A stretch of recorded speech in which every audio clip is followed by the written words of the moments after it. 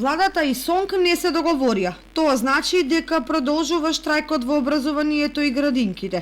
Од СОНК не ја прифатија понудата од владата за зголемување на платите за 10% со ребалансот на буџетот во мај и јуни, бидејќи според нив тоа воопшто не кореспондира со зголемувањето на минималната плата и не е соодветна стимулација за враќање на достоинството. На понудата од владата не се согласиле над 95% од синдикалните организации. Покрај барањето за усогласување на платите по основ на покачување на минималната плата, Советот на СОНК доставил и други барања поврзани со склучување на нови колективни договори за кои што воопшто не било преговарано.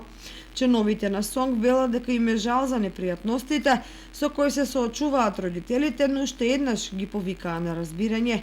За сега и натаму останува барањето за линеарно зголемување на платите за 18,4%. По вчерашната изјава на претседателот на СОНК дека не се прифаќа понудата за зголемување на платите за 10%, од владата информираат дека наставниците, негователките и воспитувачките во градинките кои што штрајкуваат нема да земат плата, туку ќе им бидат исплатени само придонесите.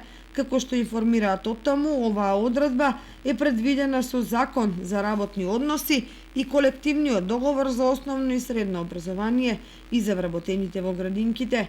Инаку генералниот штрајк на вработените во образованието и градинките започна на 11 април, а ќе трае се до исполнување на нивните барања.